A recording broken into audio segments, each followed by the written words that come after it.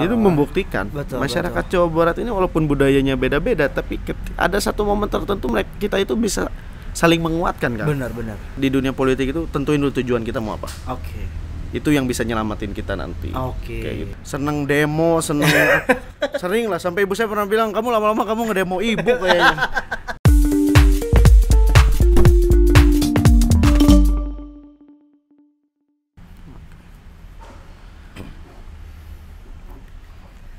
Assalamualaikum warahmatullahi wabarakatuh. Hey, ada siapa ya di situ? Ada Sobat Vox Pop tentunya. Kembali lagi di Vox Pop Podcast, Humas DPRD juaranya.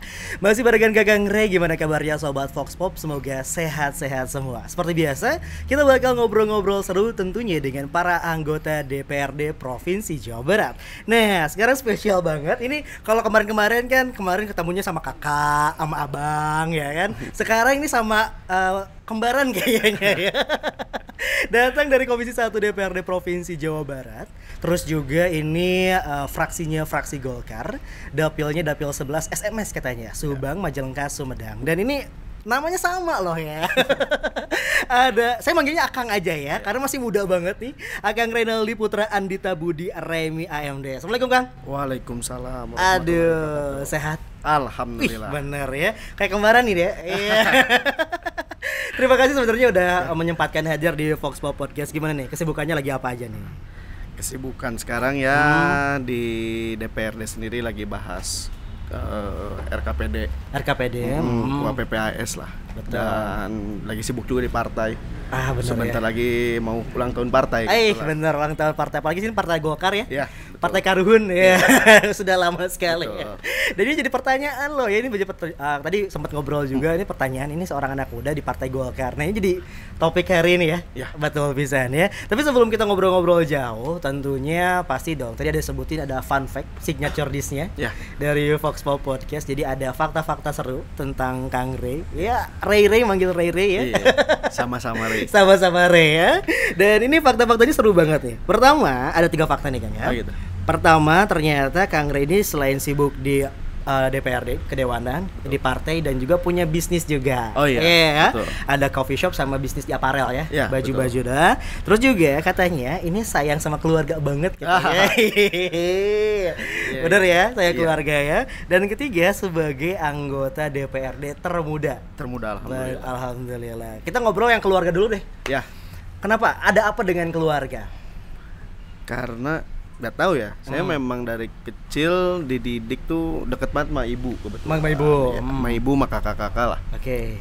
Dan sampai sekarang sudah dilantik, permintaan ibu itu simple Kang. Apa Ibu tuh? saya itu cuma minta sesibuk-sibuknya semua anak-anaknya Sabtu Minggu harus ada di rumah. Sabtu Minggu kumpul harus semua. Setidaknya cuman makan udang bareng doang lah gitu. Makan udang aja ya, harus bareng di rumah. Betul. Gitu. Mau kita selama seminggu full, mau saya kunjungan kemana, ke Banten, keluar provinsi, yang penting Sabtu Minggu ada waktu di rumah. Harus ada nyempatin waktu. Betul. Kalau boleh tahu nih, berapa bersaudara nih Kang? Kakak saya ada 2, saya punya adik 2 juga. Ada, jadi tengah-tengah nih. Saya di tengah-tengah. Tengah-tengah, dan mantap juga ya. Ini 5, berarti 5 bersaudara Iya, ya? 5. Susah dong dengan berbagai macam profesi untuk kumpul. Ya, sebenarnya bisa aja ya, karena bisa aja. walaupun kakak saya yang 2 udah berkeluarga sebenarnya, tapi memang sudah ditekanin dari dulu sih. Budaya lah ya. Betul, udah jadi budaya gitu. Sabtu Minggu itu waktunya kita kumpul lah sama keluarga. Dan Sama itu keluarga. mau walaupun udah sering nggak bosen gitu. Nggak bosan ya. Kalau misalkan momen keluarga yang paling tidak bisa dilupakan tuh apa? Selain makan bareng udang tadi. Apa ya? Karena setiap momen buat saya penting sih Kak. Penting. Karena nggak pernah ada momen yang terlalu diinikan lah. Karena memang kita memang dari dulu memang deket banget gitu. Jadi udah biasa lah namanya main bareng, liburan bareng. Jadi ya paling sebenarnya momen yang ditunggu sebenarnya, bukan lebih ke momen yang belum. Kita tuh pengen umroh bareng sebenarnya. Cuman sampai sekarang belum pernah ke inilah karena pandemi juga lah ya. Jadi memang kondisinya belum. Betul. Ini. Jadi cuman sendiri-sendiri mungkin ya kalau umroh juga gitu. Jadi belum barengan. Betul. Nah, kalau misalkan di keluarga kan, kalau misalkan pulang ke Subang nih ya, apalagi dengan kunjungan kerja dan yang lain-lain. Selain makan, apa yang harus ditunggu kalau misalkan pas sama ibu lah ya? Apa yang paling ditunggu? Apakah sering curhat tentang apa gitu? Sering nonton bareng. Nonton bareng. Olahraga sore bareng. Bareng. basket, lari sama ibu. Cuman saya nggak pernah lari. Saya ngikutin aja naik sepeda atau naik motor. Ngikutin biasanya. aja lah ya. Yang penting olahraganya bareng lah. Karena setiap momen dan ini setiap momen di Subang itu buat saya penting lah ya. Buat nge-healing selama kita seminggu kerja, pulang tuh ngecas lah gitu, kayak HP lah ya, dicas lah daripada liburan kemana gitu. Betul banget. Dan ini juga kalau untuk dengan sebagai anggota dewan ya. Terus kan punya adik 2 nih. Usia berapa tuh? Yang satu kuliah, yang satu masih SMP. Pernah nggak sih untuk nge-push gitu atau mau ayo dong jadi masuk partai juga dan yang lain-lain? Pernah nggak sih? Kita di keluarga nggak pernah maksain sih. Oh gitu. Bebas lah. Segimana anaknya kayak gimana gitu kan. Pengennya gimana, yang penting passionnya aja. Passionnya kemana? Kalau saya ya kayak gitu sih. Tapi kalau misalkan orang tua juga enggak gitu kan ya. Kalau ibu lebih ke pengen, sebenarnya termasuk ke saya Kang. Oke. Ibu saya tuh dulunya pengennya saya jadi dokter. Sebenarnya jadi dokter. Sekarang ngejurusnya jadi anggota dewan. Pengennya saya dulu jadi dokter atau jadi polisi sebetulnya. Oh gitu. Cuman karena saya bukan lulusan IPA. IPS.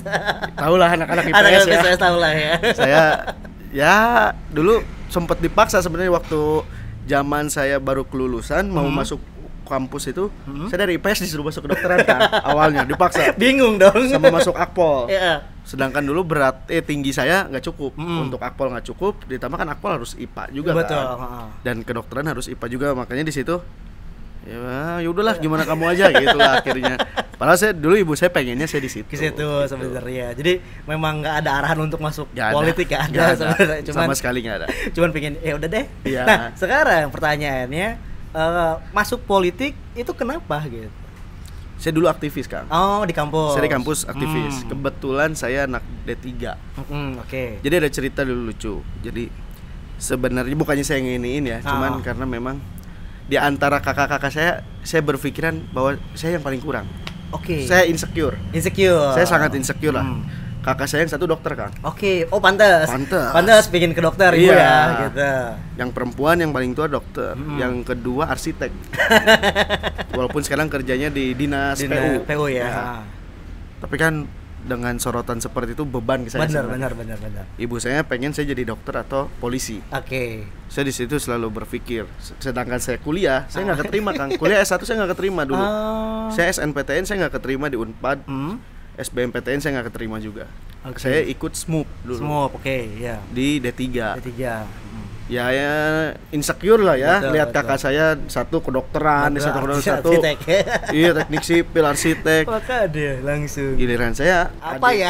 Sedangkan saya yang paling dimanja. Oh gitu. Tapi saya dapatnya D3, makanya saya aktivis. Saya ini banyak kegiatannya di luar kampus lah. Ikut organ ekstra, jadi BEM dan lain-lain. Ya seneng demo, sering lah, sampai ibu saya pernah bilang kamu lama-lama kamu ngedemo ibu kayaknya. Saking saya seringnya demo kan. Cuman karena saya selalu berpikir ketika dulu saya jadi aktivis, kalau saya cuman teriak-teriak doang di luar, saya cuman bilang ya saya menuntut keadilan di luar. Gak beres-beres ya? Nggak akan bisa masuk karena saya punya prinsip kita mau ngebersihin sungai yang kotor, kita nggak bisa cuma dengan teriak, "Woi sungai kotor, bersih dong." Nggak bisa, kita harus turun. Benar. Walaupun kita akan kotor, betul. kita harus turun dulu. Gimana caranya sungai itu bersih gitu. Oke. Tahan dulu itu ya. Jadi keluarga kita beres, terus bisnis ya kan. Jadi kan sebelum ke politik pasti punya bisnis dulu kan ya. Itu apparel sama coffee shop. Betul. Itu memang suka bisnis dari awal atau memang sebagai sambilan ataupun melepaskan apa gitu kan? Enggak sih, kalau bisnis memang dari keluarga sangat sangat dipush untuk kita punya penghasilan sendiri sebenarnya dari awal. Oleh ibu saya, sebenarnya saya dari dulu ditawarin ada perusahaan keluarga juga lah. Ada perusahaan keluarga, cuman saya selalu bilang, kamu tuh cari uang itu selalu yang ingin sesuai keinginan kamu katanya. Yang pengen yang simpel-simpel gitu ya. Makanya saya bisnisnya ya di situ, di coffee shop sama di apparel baju. Ya. Mantap. Jadi kalau misalkan ini di mana nih? Di Bandung atau di mana? Kalau coffee shop di Bandung. Kalau apparel baju kebetulan kita jual online. Dan untuk offline kita jual di Pondok Indah Mall, di Lotte Shopping Avenue sama di Kemang Village. Oh, di Jakarta lah ya. Di Jakarta itu ada di toko bareng di Goods Dep. Oke, di itu Goods ya. Dep. Boleh tuh sobat Fox Pop, searching lah ya. Langsung aja ya aparel-aparelnya.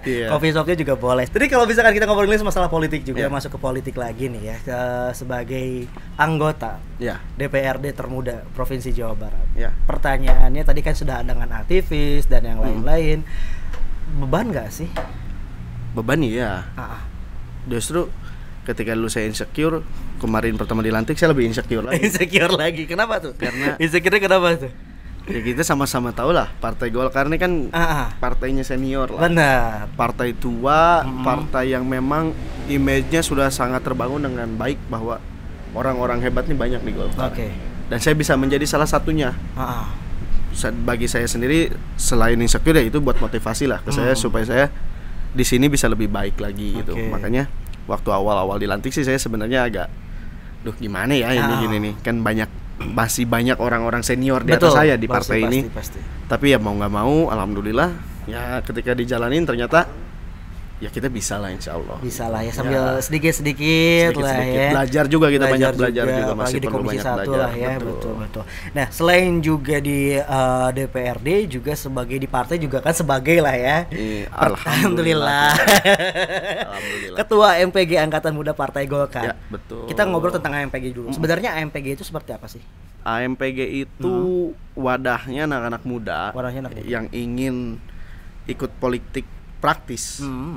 Cuman dia kan gini ya Kang Punten, sebelumnya orang itu berpikiran untuk masuk Partai Golkar itu sulit, susah.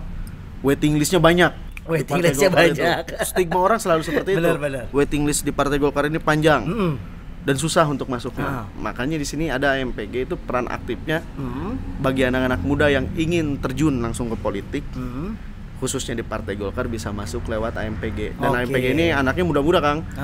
Sama seumuran saya lah, di bawah 40, di bawah 35 rata-rata. Di bawah 35 rata-rata. Anak-anaknya masih anak-anak anak-anak masih beres-beres kuliah gitu sambil kerja gitu. Lagi rintis-rintis usaha kecil-kecilan, lagi kerja kayak gitulah. Dan pertama masuk AMPG itu setelah masuk Golkar atau AMPG dulu?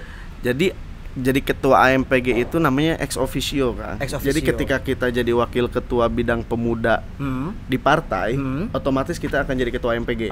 Berarti bukan seperti itu. Berarti bukan masuk AMPG dulu langsung ke Golkar, tapi di Golkar dulu masuk AMPG. Kalau di Golkar kan ada yang namanya saya partai. Iya, betul. Kalau kita jadi wakil ketua bidang perempuan, nanti jadi ketua KPPG.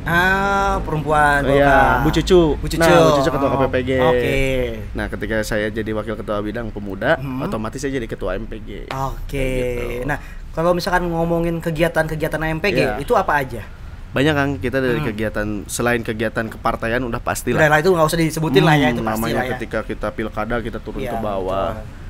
Kita juga ada kegiatan sosial, terus kegiatan-kegiatan lebih ke banyak kegiatan anak muda sebenarnya. Lebih anak muda. Iya, kalau kita tuh lebih ke nge-support kegiatan-kegiatan anak muda Kang. Kayak kemarin kita ikut lomba mau bikin lomba turnamen sepak bola, e-sport kayak gitu-gitulah. Jadi lebih narik anak muda untuk lebih kenal dengan dunia politik, tapi secara tidak langsung lah ya. Betul, karena sulit lah untuk anak muda langsung dunia politik tuh gini nggak bisa gitu. Iya, pasti banyak pikirannya naon sih gitu Betul. Karena gini, kalau misalkan kita lihat politik kan berarti kita harus lebih banyak berkorban lah ya. Maksudnya nggak instan lah ya. Nggak instan, apalagi kalau misalkan anak-anak zaman sekarang, anak-anak kita lah seumuran.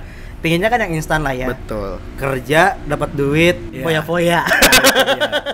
Tapi kan kalau umur segini umur kayak gitu kan. Tapi kan kalau misalkan kita ngomongin politik kan nggak bisa kayak gitu dong. Nggak bisa. Kita kan harus terus kayak saya pernah dengar dosen saya dulu ngomong kalau masuk politik itu ya kamu harus senam dulu padinya. Betul. Kalau misalkan bunga ya sebor dulu kayak gitu kan. Tapi kan kalau misalkan anak muda sekarang enggak dong. Iya, enggak. Nah, itu jadi tantangan berat juga dong sebagai ketua MPG. Betul, itu tantangan yang harus saya lakuin. Saya harus memperkenalkan politik itu secara pelan-pelan kan anak muda. Betul. Karena di politik itu kan bukan kayak kita bikin mie instan ya. Rebus 5 menit selesai. Nggak bisa kayak gitu. Kita harus nanam dulu bibitnya, kita harus paham dulu mau apa kita di sini. Yang penting di dunia politik itu tentuin dulu tujuan kita mau apa. itu yang bisa nyelamatin kita nanti. Oke. Kayak gitu. Tujuannya dulu apa? Jangan sampai kita masuk dunia politik tujuannya cari uang. Nggak boleh. Nggak boleh. Tujuan kita masuk dunia politik apa? Kita pengen ngerubah ini, kita pengen gini, kita pengen gitu. Sisi idealis kita masih ada, ya kayak gitu. Oke. Yang penting tujuannya. Tadi disinggung kan, tadi katanya masuk sungai kotor, ya, harus cemplung. Betul. Nah, sebagai pribadi Kang Ray, ketika masuk politik sebenarnya apa sih yang ingin dirubah di Provinsi Jawa Barat gitu, di kedewanan itu? Saya lebih concernnya kemana? Karena gini ya. Saya pun masih pelan-pelan lah kan. Iya, benar. Namanya di politik, karena di Indonesia ini kan ada dua ya. Ada legislatif, ada eksekutif, ada yudikatif. Betul. Lah. Di daerah sendiri ada legislatif, eksekutif. Saya pelan-pelan. Tujuan akhirnya saya akan ke eksekutif. Oke. Tujuan akhir. Cuman entah kapan lah itu. Iya. Karena untuk merubah lebih besar itu posisinya di eksekutif. Di legislatif setidaknya kita pelan-pelan dari hal-hal kecil lah. Kita menyoroti masalah anggaran, kita menyoroti masalah pengawasan kepada dinas-dinas. Itu buat saya nilai plus saya untuk menjadi anggota dewan. Saya ingin di situ. Saya ingin mengawasi nih dinas-dinas di Jabar nih kayak gimana gitu. Pengawasan lah. Pengawasannya saya mereka nganggarin uang sekian untuk belanja ini benar nggak dipakainya. Betul. Karena saya sering dengar lah banyak yang gini, yang gitu, yang gini, yang gitu. Makanya tujuan saya di sini, saya pengen tahu lebih dalam. Ini tuh kayak gimana sistemnya, kayak gitu. Oke, jadi pengen lihat dulu pengawasan, sambil juga bergerak masyarakat. Betul. Terus juga bikin belajar lebih banyak. Pelan-pelan lah ya. Karena ya memang kayak 5 tahun tuh kayak lama, tapi sebenarnya sebentar udah 2 tahun juga. Nggak kerasa sekarang udah 2 tahun. 2 tahun setengah kan lah ya. Jadi emang benar-benar harus sambil belajar belajar lah ya. Betul. Tapi gini, kita ketika ngomongin AMPG sebagai ketua, tantangan terberat selain memberikan pemahaman politik sama anak muda apalagi? Tantangan terberat sekarang sebetulnya. Sekarang itu kan bentar lagi. Walaupun 2024 ini masih 2 tahun, tapi untuk di partai itu hari yang pendek. Pendek 2 tahun tuh. Saya dikasih tugas berat oleh ketua partai untuk menjaring anak-anak muda yang mau seperti saya. Oke. Saya dikasih tugas sama Pak Ketua Partai, tolong kamu cari. Soalnya di Golkar sekarang Kang, 30% itu harus anak muda. Oh, 30%. Bukan perempuan aja 30%. Bukan perempuan aja. 30% harus anak muda. Oke. Makanya tugas berat saya harus cari orang-orang yang memang sudah punya prinsip yang kuat, sudah punya tekad, yang mau bareng-bareng bahasanya. Ikut sama saya entah di provinsi atau di kabupaten. Saya harus menjaring orang-orang itu. Nah itu tuh gimana ya, menginikan orang itu kan bukan hal yang gampang. Iya, kan manusia kan susah ya kan. Kita kadang tidak tahu isi hatinya kayak gimana, pikirannya kayak gimana. Kita makanya sampai sekarang ya pelan-pelan lah saya juga lagi mencoba menjawab tantangan dari ketua partai. Bisa nggak kamu kumpulin 30% orang-orang hebat, anak-anak muda? Insya Allah siap deh. Insya Allah siap lah. Sambil dipikirin dengan strategi. Walaupun saya juga pikir aduh susah juga ini kayaknya. Awang-awang juga ini. Sambil aduh kumaha carana gitu. Betul. Karena Jawa Barat luas loh. Betul. Apalagi luas kan banget. Kalau misalkan kita lihat peta politik kan Jawa Barat besar loh. Sangat besar, 135.000 TPS. Ya kan, sumbangsi untuk nasionalnya juga cukup lumayan besar. Bisa Jawa Barat itu ini ya, acuan untuk pemilu itu Jawa Barat. Makanya itu kan. Biasanya orang yang menang di Jawa Barat menang di nasional. Biasanya kayak gitu kan. Kan ada juga banyak ya anekdot paradigma. Kalau misalkan pengen lihat nasional, lihat dulu Jawa Barat. Betul. Gitu kan. Dan itu beban untuk kita. Jujur aja itu beban untuk sebagai ketua AMP. Iya, betul kan? Untuk pengurus partai tingkat Jawa Barat, ketua MPG Jawa Barat itu beban untuk kita. Sebenarnya apalagi sebagai wakil ketua DPD Golkar juga kan. Betul. Makanya jadi rada PR oke. Iya. Beban lah untuk kita sebenarnya. Beban ya. Jadi sangat dilihat oleh ketua umum. Pastilah ya. Betul. Dan kalau misalkan berbicara tentang Golkar tadi kan disebut sebagai partai karuhun. Ya. Ada nggak sih sosok-sosok tertentu yang menjadi inspirasi Kang Ray untuk bergerak di bidang politik? Yang menjadi inspirasi saya ada beberapa orang. Terutama di Golkar ya. Ya, terutama di Golkar. Di Golkar ini Pak Deddy Mulyadi, betul. Pak Ade Barka. Dan Pak Ade Ginanjar. Nah itu kenapa dengan 3 orang tersebut tuh beliau itu kenapa? Saya bisa ada di sini karena beliau. Oke. Karena ketiga orang itu yang selalu support lah ya. Saya jujur awalnya saya itu mau nyalon di kabupaten Kang. Nggak ke provinsi. Di Subang saya itu bukan di provinsi. Saya nggak ada kepikiran saya untuk jadi anggota dewan provinsi itu nggak ada. Jujur. Saya mau jadi anggota dewan kabupaten Subang aja lah yang kecil karena saya asli Subang lah. Benar. Cuman ada satu malam tiba-tiba saya dipanggil oleh Pak Deddy. Pak Deddy langsung sebagai ketua umum. Dulu zaman jadi ketua DPD Golkar kan ya, DPD Golkar. Dipanggil saya sama ibu saya.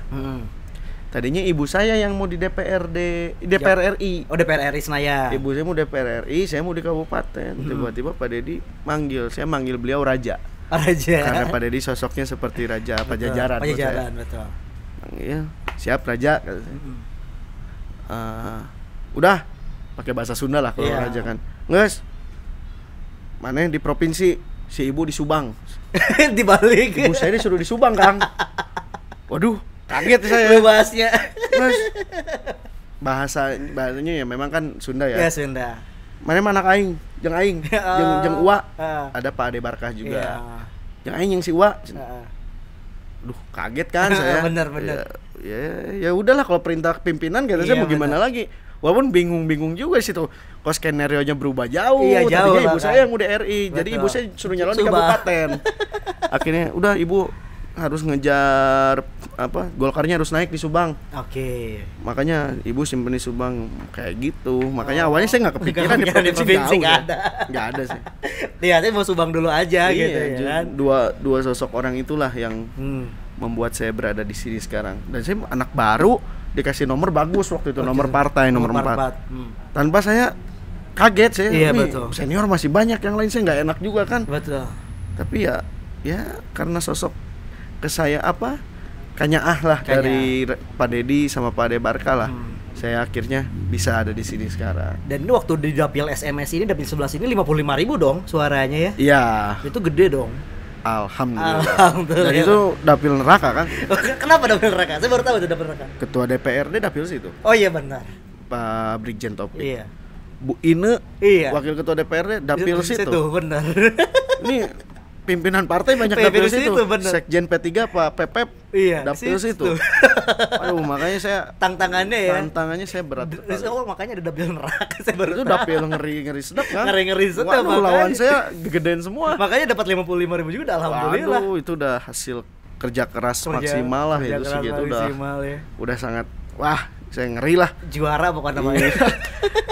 Tapi gini, pada saat pencalonan ada nggak sih trik-trik khusus gitu dari apalagi kan notabene anak muda, terus juga masuk partai, maksudnya itu kan baru percalonan pertama kan? Betul. Ada trik-trik itu nggak sih, gimana? Kalau saya nggak pernah kampanye, intinya kalau saya nggak pernah kampanye yang hura-hura. Nggak pernah yang hura-hura? Nggak, karena nggak jadi suara buat saya. Ngapain juga? Ya. Ngabisin duit. Karena hitung-hitungan bisnis ya. Iya, hitung-hitungan bisnis. Jadi pikiran kita mah yang penting caranya tepat, hemat, efektif. Iya. Daripada kita biar ini kampanye coblos ini gini nggak jadi suara. Karena pileg itu kan nggak ada foto. Iya benar. Beda sama pilkada. Iya, pilkada ada kan. Pileg itu punten ya. Iya. Banyak artis nyalon. Nama artisnya kan beda sama di kartu suara. Iya benar. Jadi pileg itu nggak menentukan gimana milik pileg mah. Saya mah ya. Kumah milik milik halus ya, alhamdulillah. Benar. Kebenaran nama saya panjang. Jadi paling mencolok itu ketinggali kotak set. Iya. Yang lain kan pendek-pendek, set panjang. Jadi inilah gitu. Keuntungan juga buat saya sebenarnya. Panjang. Iya betul. Jujur kan saya ngapalin nama dari tadi kan. Oh iya. Sin salah saya nyebutin nama saya sendiri. Sama kan soalnya namanya sama ya. Nah, terus juga ini yang menjadi menjadi pertanyaan adalah ketika generasi sekarang nih, generasi kita kan generasi Z ya. Kelahiran 90-an. Yang notabene ya tadi pinginnya instan. Terus sebenarnya kalau misalkan melihat secara global tentang masyarakat pemuda-pemuda sekarang itu seperti apa, Kang? Menurut saya sekarang anak-anak muda jauh lebih melek politik ya. Sebenarnya ya, karena ada medsos sih kalau kata saya. Jadi saya selalu nekenin sih ke anak-anak muda, kita tuh mau gimana pun. Dulu tuh saya idealisnya gini kan, apalah politik kotor kalau kata saya dulu ya. Tapi menurut saya mau nggak mau, suka nggak suka, ingin tidak ingin, kita akan terjebak di politik. Mau bagaimanapun. Mau jauh di politik lah. Betul. Hidup di perusahaan tidak akan terlepas dari politik. Politik itu kan bukan cuma urusan partai, dewan dan lain-lain. Betul. Politik itu cara kita. Pastilah di kantor kita mau kepake sama pimpinan kita, harus ada cara politiknya. Benar. kita nentuin harga beras, nentuin harga cabai itu pakai politik kan. Benar. Makanya saya selalu bilang nggak bisa kita melek. Dulu lah zaman saya idealis, saya sekarang pengen ngomongin diri saya yang dulu. Jangan terlalu inilah. Iya, jangan terlalu kumating lah. Iya. Karena mau gimana pun semua hal itu, listrik itu ditentuin oleh politik kok. Oke. Nggak ada hal di dunia ini yang nggak ditentuin oleh politik. Semua itu tergantung politik. Jalan jelek itu urusan politik. Benar. Listrik mati itu urusan politik. Cabai harganya naik itu urusan politik. Makanya kita nggak bisa teriak-teriak turunkan harga BBM, tapi kita nggak mau melek politik, nggak bisa. Kayak gitu. Jadi sebenarnya masyarakat, apalagi generasi Z, milenial, itu sebenarnya udah paham politik. Sudah, menurut saya, karena adanya medsos, lebih cepat lah info tentang hal-hal seperti ini itu berkembang. Gitu. Cuma karena memang terjun ke politiknya sendiri yang politik praktis lah ya. Politik praktisnya itu yang masih agak sulit ya. Nah sekarang kan gini, ketika sudah orang nih, misalkan saya suka dengan politik dan ingin terjun politik, ketika masuk ke dewan yang notabene mereka lebih senior, apakah pernah menjadi hambatan nggak sih Kang ketika ingin menyuarakan sesuatu dan yang lain-lain? Enggak sih, justru alhamdulillahnya ya. Saya nggak tahu kalau di tempat lain ya, kalau di fraksi lain atau di DPRD yang lain saya nggak tahu. Tapi saya sendiri di Jabar, di fraksi saya sangat didukung sih. Didukung ya. Alhamdulillahnya gitu, alhamdulillahnya saya walaupun paling junior, tapi saya sangat diayomi sama senior-senior yang lain gitu. Ayo. Saya selalu, ayo Rey, sok mau gimana, ketua fraksi, Pak De Ginanjar, ayo gini, sok gini. Saya sangat dibantu lah sama. Walaupun dulu saya sempat insecure, waduh takut ini, ternyata enggak lah senior di partai, di fraksi itu justru sangat membantu saya, sangat mengayomi apa yang mau saya lakuin, apa yang mau saya suarain selalu didengar gitu. Karena memang mendukung anak muda. Iya betul. Karena kalau misalkan kita ngomongin usia ya pasti kan namanya orang tua kan maju ketua lah ya. Betul. Jadi kan pasti ada waktunya untuk mereka istirahat. Betul. Gitu. Dan apalagi ngomongin Indonesia. Nah sekarang kita ngomongin dapil SMS tadi kan tentang dapil neraka. Tapi sebenarnya yang lebih concern di antara Subang, Majalengka dan Sumedang itu sebenarnya apa sih? Subang karena tempat lahir saya. Tempat lahir lah ya. Saya besar di Subang, dari kecil di Subang. Saya baru keluar Subang dari kuliah lah. Jadi selama dari lahir sampai SMA tuh di Subang. Saya di Subang. Subang tuh buat saya kota kecil penuh kenangan. Benar. Ya. Tapi emang tiis sih kayaknya Subang tuh ya. Panas kan? Saya mah belum pernah soalnya. Yang dingin Ciater gitu. Satu tempat yang belum pernah saya datengin cuma satu, gitu. Subang doang. Tapi Ciater pernah? Pernah, cuman maksudnya nggak pernah ke kotanya Ciater gitu. Subang gitu. Subang ya? Cuma Subang pinggir. Kalau saya ke Subang itu cuma yang lewat. Iya. Kalau ke Indramayu gitu kan paling cuma Subang itu kan kota transit. Bener. Bukan kota singgah. Iya benar. Kota orang cuma ngisi bensin paling gitu. Ya kan? Orang yang mau ke Jawa kayak gitu. Soalnya saya belum pernah nyobain ke Subang sampai ke Tugunana saja, di belah mana ya saya nggak tahu. Iya. Nah, tadi kalau misalkan ngomongin dapil tadi, yang sebetulnya yang disuarakan sama masyarakat di dapil itu apa sih? Apakah tentang pendidikan kah atau apa tentang apa? Di Subang ini yang paling banyak saya ini itu tentang pendidikan, terus tentang ujung-ujungnya balik lagi ke ekonomi kan. Betul. Untuk di Subang sendiri mah ya. Karena saya kadang ada yang urusan sama Bang Emok lah. Iya. Setiap saya turun reses pasti aduh Kang Bang Emok. Bang Emok, benar ya? Ya tapi ujung-ujungnya ya pastilah balik lagi ke masalah ekonomi. Terus masalah jalan. Paling banyak saya temuin jalan. Betul. Karena di Subang ini aksesnya untuk ke kampung-kampung, ke desa-desa itu masih banyak yang jelek. Sangatlah masih, waduh jalannya bergelombang sekali itu kalau ke daerah-daerah. Makanya Subang ini yang paling saya tekanin itu masalah infrastrukturnya. Jalan. Karena mau gimana ekonomi bangkit kalau jalannya pun masih sulit dilalui. Kan salah satu cara untuk meningkatkan ekonomi itu jalan harus benar, jarak tempuhnya harus lebih cepat. Jadi orang ke situ tuh nggak sia-sia. Jadi orang ke situ tuh nggak membuang waktu kayak gitu. Betul. Jadi memang kalau misalkan infrastruktur sudah terbangun secara maksimal sih sebenarnya lajur ekonomi juga semakin cepat juga kan ya.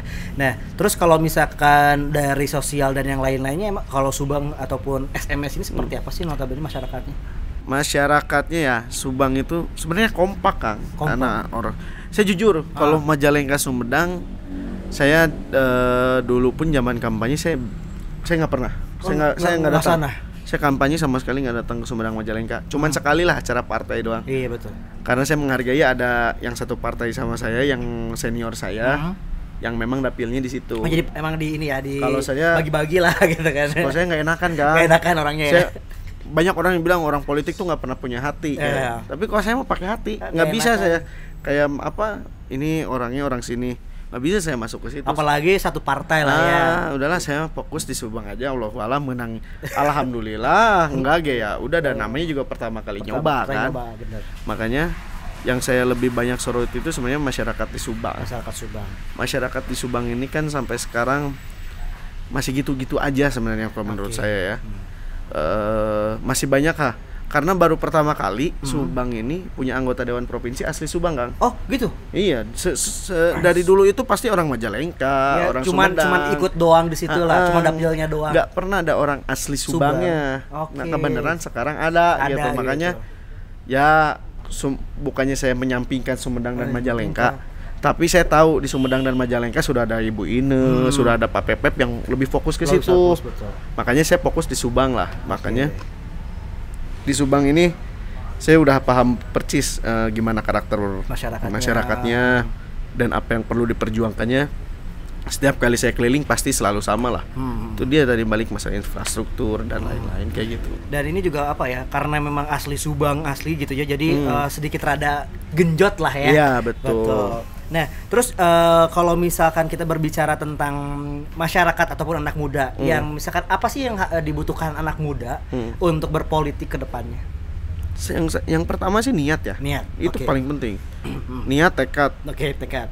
Terus tujuan yang saya bilang harus bener lu tujuannya. Anak muda kan labil, Kang. Benar. Tujuannya lu harus bener. Ngapain nih kita di sini di dewan? Jangan sampai tujuannya kita nyari duit atau nyari apa. Biasa aja kok, sama aja sama yang lain kalau masalah gaji dan lain-lain mah. Benar. Di sini tujuannya bukan nyari duit atau nyari apa. Yang di sini apa tujuan kita? Kita pengen benerin apa? Tujuannya apa? Karena itu yang bisa nyelamatin kita, Kang. Kalau kita tujuannya orientasinya hanya untuk money, nanti kita terlalu memanfaatkan itu. Iya, akhirnya terlalu salah lah ya akhirnya. Betul, makanya yang penting niat, tekad. Karena di politik nih nggak segampang orang lihat, Kang. Orang mungkin melihat saya, wah enak nih si Ray jadi anggota Dewan Provinsi. Ya nggak tahu, setiap malam saya tidur tuh mata sambil mikir saya tuh tidur tuh. Ini besok harus ngapain? Ini besok gimana? Masalah ini gimana ngatasinnya? Banyak lah hal-hal yang nggak bisa saya ceritain kan.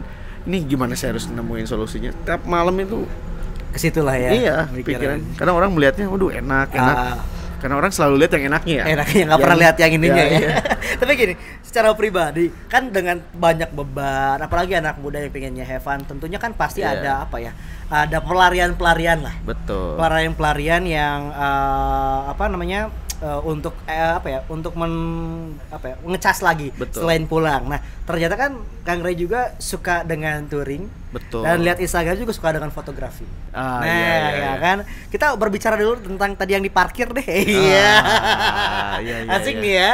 Soalnya tadi pas dari jauh juga kedengeran, wah ini motornya beda nih ya. Suka sama motor gede. Betul. Itu sejak kapan? Sejak kecil sebenarnya. Sejak kecil. Dulu tuh zaman-zamannya film Ghost Rider. Zaman-zamannya film. Saya dulu sering nonton Indiana Jones. Gitu, motor-motor besar ya. Wah, saya ngeliat motor besar tuh kayak apa ya? Capaian lah. Ini suatu saat saya harus pakai. Oh gitu. Saya ngeliatnya suka gitu. Nggak tahu. Kalau saya lagi dulu zaman di Subang itu kan sering banyak orang touring. Iya benar. Wilayah-wilayah touring kan. Saya lagi makan misalkan di rumah makan, ada suara dari jauh, saya lari keluar. Pas lihat, wah ini motor apa nih? Karena dari kecil saya suka banget gitu. Sangat inilah urusan motor tuh saya nggak tahu kenapa pelarian saya ke situ. Langsung motor ya. Dan ini motornya motor Harley. Motor Harley. Harley Davidson. Ini yang bawa sekarang ini berapa cc? Ini 1600 kalau nggak salah, 1450 atau 1600 kalau nggak salah. Ini katanya motornya legend juga ya, motor tua gitu. Motor tua. Motor tua. Ini anniversary tahun 100 tahunnya Harley. Oh, keluar tahun ini. Tahun 2003. Ini motor tua. Jadi makanya tadi agak telat. Kalau motor tua agak rewel soalnya. Dipanasin dulu. Panasinnya harus gedebuk-gedebuknya agak ribet juga soalnya. Agak ribet juga ya. Tapi gini, kalau misalkan berbicara motor, kan motor yang Matic aja kan tentu harus servisnya, rawatnya, apalagi motor Harley kan. Itu lebih-lebih kan kalau perawatannya. Gimana kitanya Kang, yang penting nggak jorok kalau Harley mah. Oh gitu. Sebenarnya motor-motor gini tuh simple. Motornya simple. Yang penting kitanya nggak ribet aja. Yang bikin mahal mah ininya gayanya. Wah ini pengen diginiin, pengen aksesoris yang gitu yang mahal mah. Kalau ngurus motor mah sama aja gitu kan. Ganti busi sama harganya nggak terlalu mahal. Enggak. Cuman emang gaya anak unggul ya. Pretelan lah ya gitu. Ini mah biasa aja, sama aja. Karena emang saya kurang tahu otomotif ya. Kalau misalkan pakai motor ya pakai aja lah gitu kan. Harus nyobain nanti. Harus coba. Aduh, kayaknya nggak muat deh. Nggak kuat banget. Enak Kang, motoran itu enak. Sorry pakai motor yang sedikit gede nih ya, yang Honda yang gini aja udah susah saya. Sama, kan badan kita sama sebenarnya. Tapi kan nggak biasa. Saya juga dulu sama nggak biasa. Sama, ya? Tapi lama-lama sih enak. Emang enak ya. Tapi kalau misalkan kita ngomong masalah pakai motor, ini emang keseharian setiap hari tuh pakai motor atau memang kegiatan-kegiatan tertentu aja? Mungkin kalau teman-teman yang di DPRD udah pada tahu saya kan. Oke. Saya itu kunjungan juga sering naik motor. Oh, kunjungan pakainya motor. Makanya saya sering dianggap bukan anggota dewan sebenarnya kalau datang ke kunjungan. Karena pakai siapa katanya. Setelan motor kan ya. Terus yang keluar anak muda. Gitu, saya sering dianggap staf lah gitu, bukan anggap anggota dewan, sering saya. Karena saya setelannya saya mah yang penting saya senang naik motor. Itu pelarian saya lah. Pelarian saya selain saya ketemu keluarga saya. Pelarian saya dalam urusan kerjaan itu motor. Nanti dicobalah akan kali-kali motoran jarak jauh. Motoran itu satu bikin kita ingat Tuhan. Oke. Kenapa tuh? Karena lihat ini ya. Enggak, kita itu naik motor kan, naik motor itu riskan. Bener, apalagi motor besar. Iya benar. Kita nggak tahu itu perjalanan terakhir kita atau kapan. Benar. Makanya sering kalau naik motor tuh sering sambil sambil ngucap, zikir, apalah, itu ngingetin kita lah, karena harus fokus kan naik motor itu. Benar. Apalagi motor gede. Betul. Gitu kan. Dan naik motor itu bikin pikiran kita yang ada mumet-mumet itu hilang kan. Iya, karena kadang orang itu kan nggak tahu ya, namanya di dunia politik, di dunia dewan, kita punya atasan. Betul. Kita punya teman, kerabat, kita punya konstituen. Kadang kita dituntut untuk terus tampil maksimal. Betul.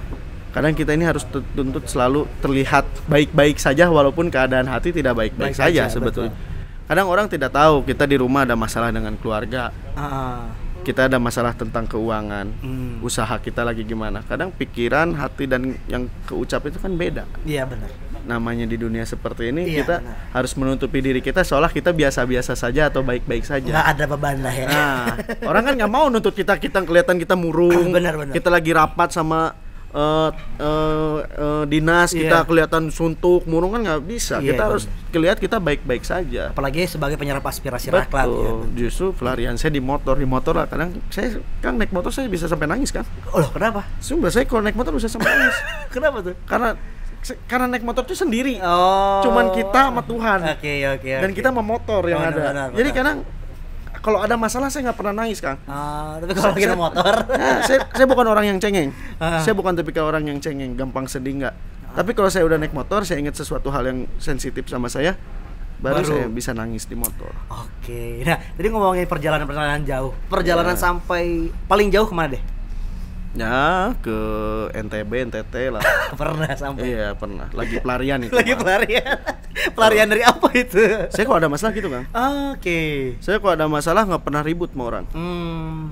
Ya saya juga sama lah. Kita manusia biasa. Kadang sama keluarga juga kita kadang ada masalah. Benar. Sama pekerjaan ada masalah. Jadi saya ada beberapa bulan lalu ada titik saya terpuruk lah. Titik saya hancur lah. Ada, nggak perlu saya jelasin. Tapi di situ ada titik saya jatuh, saya terpuruk, saya hancur. Saya udah jadi anggota dewan, tapi saya ngerasa saya udah hancur nih gua nih. Gitu. Saya sama keluarga agak jauh. Gitu. Pelariannya naik motor. Pergilah saya sendiri, berdua saya. Bertiga pergi aja motor udah. Lah ya. Pulangnya tenang langsung. Santai tenang. Jadi banyak bikin kita introspeksi. Wah iya gue salah nih sambil naik motor. Oh iya saya salah. Jadi banyak merenung lah ya gitu. Wah saya nggak boleh gini nih. Wah ini saya salah nih, kayak gitu. Nah selain motor ada fotografi. fotografi. Banyak juga jadi foto-foto jadi Instagram ya. Oh gitu ya. Lu udah di stalking duluan Iya. Nah, kalau misalkan foto biasanya objek apa yang sering difoto? Saya lebih suka ke human interest. Human interest. Dan yang paling disorotin sama Kang Rey apa tuh? Human interestnya? Saya suka tema-tema ini ya, ngeliat orang-orang yang kerja. Oke. Motor dan fotografi itu satu kesatuan buat saya. Sambil motor sambil fotoan. Oke. Jadi saya suka gitu ngelihat objek-objek orang, human interest kan ini. Objek. Saya nggak suka moto pemandangan, saya nggak suka. Oke. Saya selalu ada objeknya. Karena foto itu bisa menggambarkan cerita yang panjang hanya dengan satu foto. Satu foto lah ya. Satu jepretan tuh bisa nyeritain panjang itu. Kalau buat saya. Iya benar. Dan beberapa orang tertentu. Oke. Foto itu bisa menceritakan hal walaupun kita nggak bercerita. Foto speak lah ya. Iya. Oke ya. Saya senangnya di situ. Ya. Makanya saya sering foto kayak tukang beca, pemulung. Iya. Tetap saya kalau udah foto tetap juga kita ngasih lah ya kalau ini. Cuman disitulah dan kita banyak kenal orang. Akhirnya ya. Ngobrol dulu. Iya, nanya sambil Pak, ngopi kenapa? dulu. Saya sering itu gitu. Enaknya fotografi human interest tuh itu loh. Benar. Sambil Bapak kenapa gini, punya anak berapa. Jadi kita tahu gitu apa yang dilalui sama mereka lah. Apa yang dilaluin orang ini, kenapa dia kerjanya gini, kenapa dia ini. Jadi interaksi kita sama orang hidup lah ya. Betul. Dan itu kalau misalkan foto emang lagi momen-momen tertentu aja atau lagi pengen aja misalkan? Enggak, saya kalau sambil jalan aja gitu. Sambil jalan atau saya lagi kunjungan pun kalau ada kunjungan ada waktu kosong saya pakai buat foto. Berarti kayaknya makanya disebut staff juga kayak gitu mungkin ya, ada pakai motor, bawa kamera. Bawa kamera saya. Bawa kamera jalan kaki dari hotel. Gitu kan. Kalau fotografi kan gitu jalan kan. Benar. Jalan kaki, pakai motor kan. Motoin orang. Ya seneng lah kayak seneng gitu. Lah ya. Dan ini menjadi salah satu untuk menghilangkan penat tadi ya. Nah, kita berbicara politik lagi kan. Nah, kita berbicara politik di Jawa Barat yang menarik buat Akang tuh apa?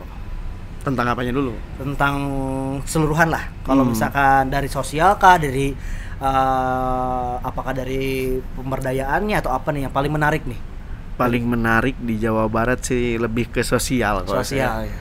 Lebih ke sosial soalnya kultur masyarakat di Jawa Barat nih beda-beda kan. Jawa Barat ini kan luas. Benar.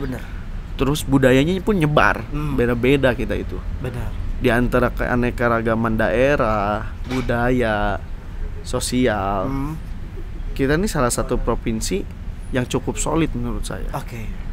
Oh iya, kita juga belum ngucapin selamat Jawa Barat kan. Oh iya kemarin PON, kemarin juara umum PON 2020. Itu 300 medali loh. Iya. Itu juara. Itu membuktikan masyarakat Jawa Barat ini walaupun budayanya beda-beda, tapi ada satu momen tertentu kita itu bisa saling menguatkan kan. Benar. Jawa Barat itu saya selalu percaya kayak gitu. Oke. Dalam segi hal apapun lah. Iya benar. Yang PON mah kita anggap salah satu contoh. PON bisa di antara masyarakat Jawa Barat yang beda-beda, budayanya beda-beda, latar belakang beda-beda, kita bisa juara PON. Padahal kalau saya menghitung awalnya, saya jujur, saya pikirnya dulu Papua yang bakal menang PON. Iya, makanya sebagai tuan rumah, segala aspek mereka menang lah. Iya. Fisik dan lain-lain mereka menang kan. Kalau mengikuti logika dan akal ya. Iya benar. Orang Papua tuh kan tiap hari jalan kaki. Iya benar. Sering jalan kaki, lari. Fisik mah nomor 1 mereka. Iya. Tapi kenapa kita bisa menang? Betul. Karena orang Jawa Barat ini apa ya namanya ya?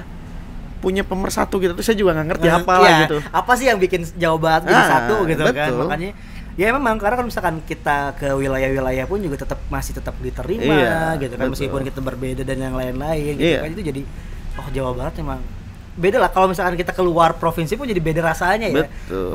Lebih merindukan Jawa Barat itu kan luas lah dari budaya dan lain segi bahasa dan lain. Di Jawa Barat kan ada daerah yang bahasanya bisa Jawa. Iya benar. Ada daerah juga yang bahasanya Betawi. Ada juga yang bahasa Sundanya Sunda Banten. Iya.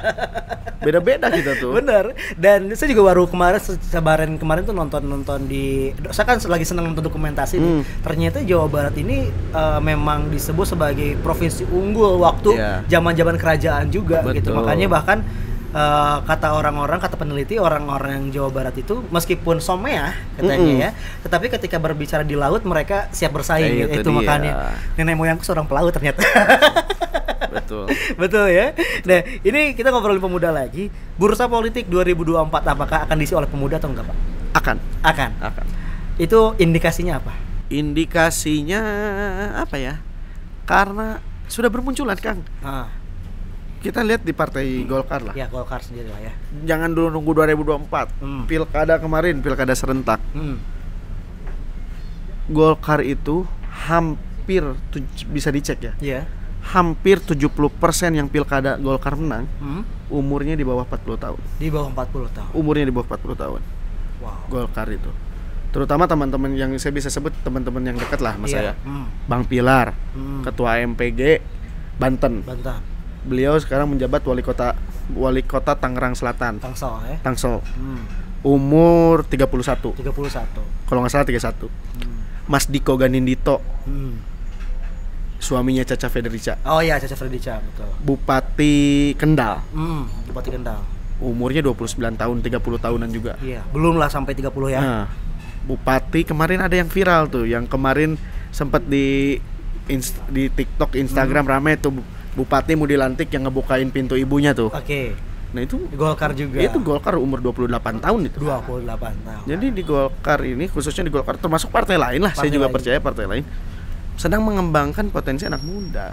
Karena mau nggak mau, suka nggak suka, setiap orang ada zamannya, setiap zaman ada orangnya. Pasti betul. Dan harus mupuk dari sekarang. Jangan nanti katanya politik kan harus mupuk sekarang kan. Betul. Oke.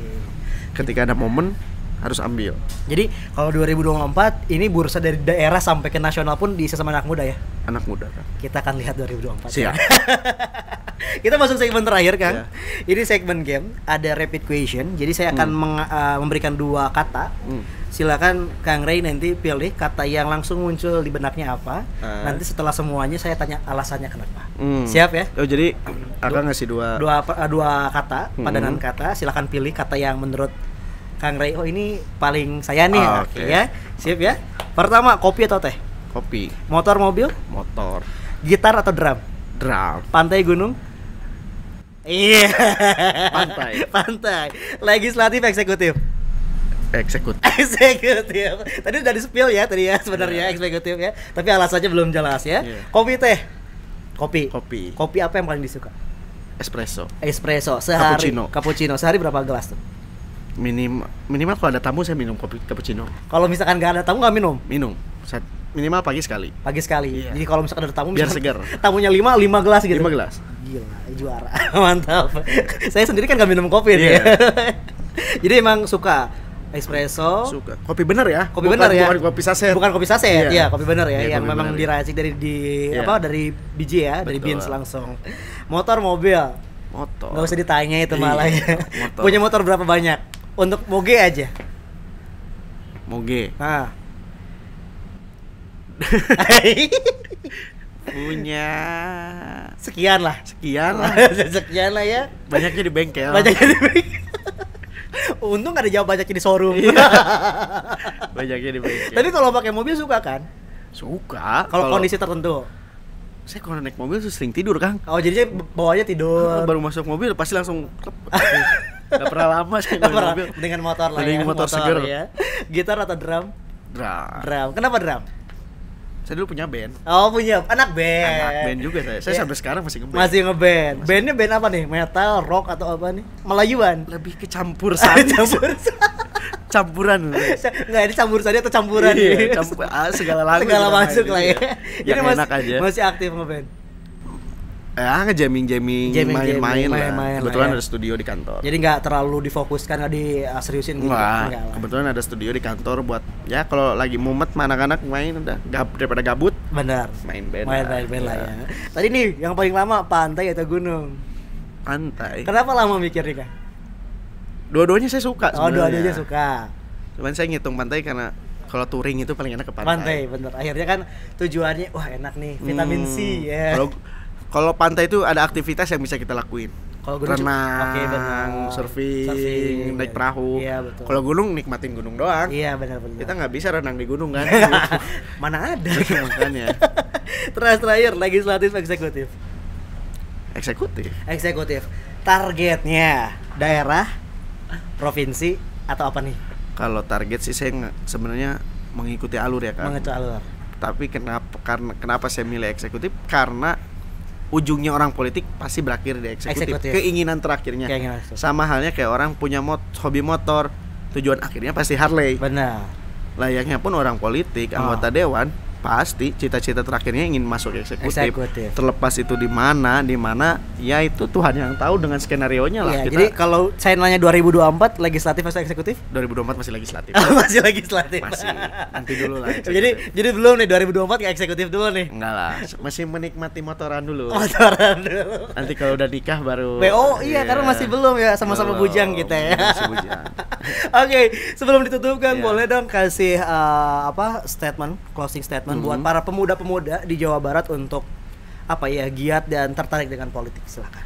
Ya, buat anak-anak muda di Jawa Barat, jangan pernah kita menutup mata tentang politik. Karena politik itu suka tidak suka, mau tidak mau, kita harus masuk dan merasakannya. Entah hanya tentang politik praktis ataupun politik di luar itu. Dan untuk teman-teman yang masih muda, yang punya keinginan, punya cita-cita, karena kan kita kalau cita-cita harus tinggi langit, kalaupun jatuh di bintang-bintang, kata orang. Cita-cita kita harus tinggi lah. Yang penting apa yang dimau, apa yang dikehendaki harus atas dasar diri sendiri. Jangan paksaan orang, jangan paksaan pihak-pihak tertentu, karena yang menjalaninya kita. Hidup itu harus bahagia. Ketika kita memilih jalan politik, berarti kita harus suka dengan politik, kayak gitu. Oke, jadi jangan pernah anti politik lah ya. Betul. Buat anak-anak muda. Pokoknya kita tunggu gebrakan-gebrakan anak muda di dunia politik, apalagi nanti di AMPG, di Golkar sendiri, ataupun di partai-partai lain, ataupun di politik praktis lainnya. Karena kata Kang Rey, kita nggak bisa lepas dari politik. Betul. Bisa. Terima kasih Kang Rey. Sama-sama. Sudah menyiapkan waktunya. Saya bingung manggilnya Kang Rey lagi. Kang Rey lagi sama Rey. Nggak apa-apa lah. Kalau Tevina bilang kita duo Rey. Iya. Nanti kita bikin band. Bikin band duo Rey ya. Semoga sehat selalu. Amin. Kita tunggu gebrakan-gebrakannya di Golkarnya, di DPRD Jawa Barat pastinya. Dan terima kasih banget ya buat Sobat Vox Pop yang sudah nonton. Jangan lupa di YouTube channelnya subscribe, share, dan juga like. Dan jangan lupa di Spotify-nya. Dan nggak lupa juga ngucapin terima kasih buat tim Humas DPRD Provinsi Jawa Barat. Juaranya dong. Terima kasih juga buat Alegori Coffee dan Stick. Ini tempatnya enak banget. Kalau kayak gitu, Arya pamit. Semoga sehat selalu. Jangan lupa protokol kesehatannya. Wassalamualaikum warahmatullahi wabarakatuh. Bye bye. Waalaikumsalam.